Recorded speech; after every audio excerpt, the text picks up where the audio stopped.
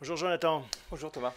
Alors, moins 4% aujourd'hui sur l'indice CAC 40, c'est à peu près la même note un Mm. petit peu salée pour les autres places européennes. Pourquoi est-ce que ça craque aujourd'hui alors que ça fait plusieurs semaines maintenant qu'on a pris connaissance de cette alerte au coronavirus?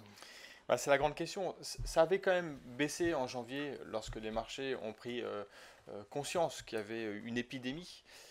Mais très vite, les marchés ont rebondi. Alors pourquoi ils ont rebondi déjà à ce moment-là, sur la fin janvier, début février? Parce que il faut rappeler le contexte économique dans lequel on est. L'économie avait ralenti fin 2018, début 2019, et puis avec la guerre commerciale entre la Chine et les États-Unis, et puis on a constaté au second semestre, et on a encore les tout derniers chiffres qui ont été publiés la semaine dernière, on a constaté que l'Europe repartait, l'économie européenne repartait, les indicateurs avancés montraient une vraie amélioration de l'économie, des services, mais également de l'industrie qui a été fortement touchée en Allemagne par la guerre commerciale. Donc on était dans un contexte favorable Mm. à la vie des entreprises, aux résultats des entreprises. Et on se disait que de toute façon, quoi qu'il arrive, il y aura les banques centrales derrière nous. Alors on se disait d'abord que l'impact de la crise sanitaire serait très limité dans le temps, parce qu'on constate que quand on regarde le SRAS, qui est un autre exemple, qui est venu de Chine lui aussi, il y a un peu plus de 15 ans, 2002-2003, quand on regarde ce qui s'est passé, on avait vu une forte baisse de l'économie chinoise, du PIB chinois sur un trimestre, et un rebond très très fort dès le trimestre d'après. Donc le marché a acheté ce scénario-là dans un scénario global de reprise économique en Europe, en Chine.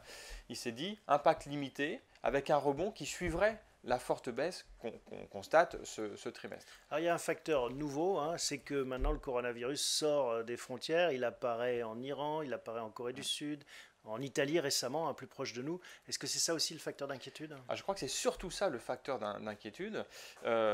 Pour vraiment bien comprendre, je crois que l'incertitude monte au moment même où l'OMS dit qu'on est en train de passer d'une épidémie à une pandémie. Une pandémie, hein, c'est une grosse épidémie. Et une épidémie, en fait, concerne un nombre très important de personnes, mais sur une zone géographique contenue, donc en Chine. Et là, presque tous les continents seraient touchés. L'Asie, l'Europe, les États-Unis, l'Amérique, peut-être l'Afrique, et y compris dans des pays où la détection est plus difficile que dans d'autres pays, où il y a des problèmes d'information, en Chine. Donc ça aussi, c'est un des facteurs d'incertitude pour les bourses. On ne fait pas forcément confiance aux chiffres qui sont publiés, et on ne croit pas dans la capacité des pays touchés à contenir maintenant l'épidémie dans leurs zones respectives. Une des façons de réagir, c'est de confiner finalement des populations, des villages. Alors, on l'a vu en Chine, on le voit maintenant en Italie. Ça va forcément avoir un impact pour l'économie. Oui, bien sûr, c'est un impact qui est très fort sur l'économie locale et même donc l'économie mondiale, mais ça n'a pas forcément inquiété la bourse. C'est pas ça qui est le facteur d'inquiétude de la bourse. En Chine, lorsqu'ils ont mis en place le système de quarantaine, il faut savoir que 75%, si on raisonne en termes économiques, 75% du PIB était touché par des zones de quarantaine.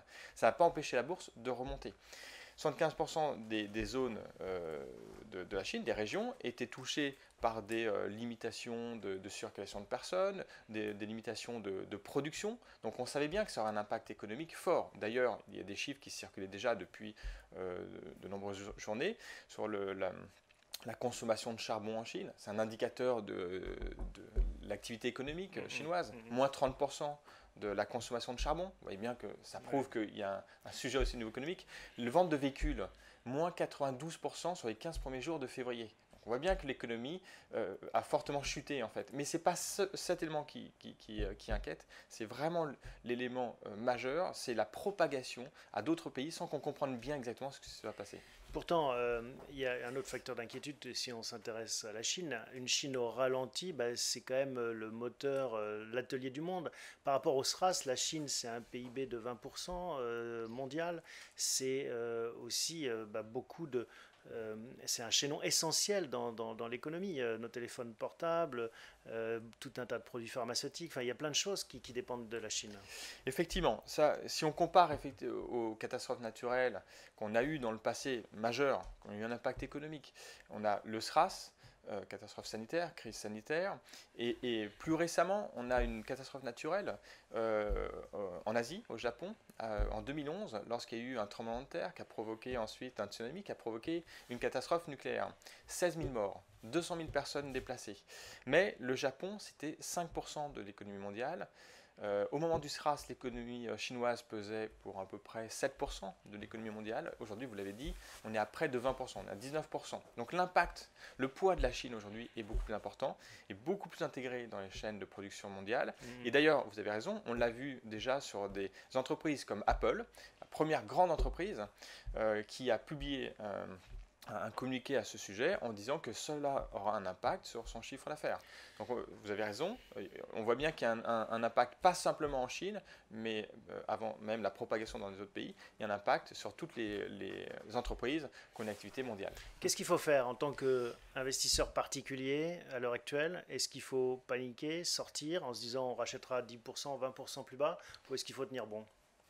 Alors, je crois que là, on a donné beaucoup de mauvaises nouvelles, mais il y a quand même quelques éléments qui peuvent rassurer l'investisseur que l'on est. Le premier élément, vous en avez parlé, c'est les banques centrales. On sait que les banques centrales, elles sont là pour jouer leur rôle lorsque ça va mal, en cas de crise économique.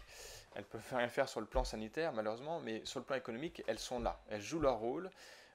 Et d'ailleurs, les taux d'intérêt ont baissé par anticipation. Avant même que les banques centrales commencent à dire on va faire quelque chose, les taux d'intérêt C'est-à-dire qu'on baissent. pourrait aller encore plus bas? On peut aller encore plus bas. Elles peuvent racheter des obligations, plus encore qu'elles ne le font. Elles peuvent aider les États, aider les entreprises. Elles peuvent toujours en faire plus qu'elles ne le font déjà. Les banques centrales sont là et continueront à agir.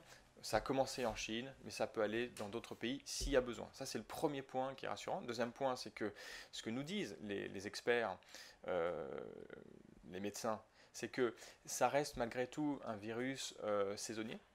Et donc, il y a des chances pour que, comme la grippe, au printemps, la crise finisse par passer avec la remontée des températures. Donc, la bourse, elle anticipe vous savez, les trimestres. Elle a une vision à 3 trimestres, 4 trimestres. Donc on n'est pas sur l'impact du trimestre en cours, voire même du trimestre qui suit, mais plutôt sur l'impact de cette crise sur les résultats économiques dans un an.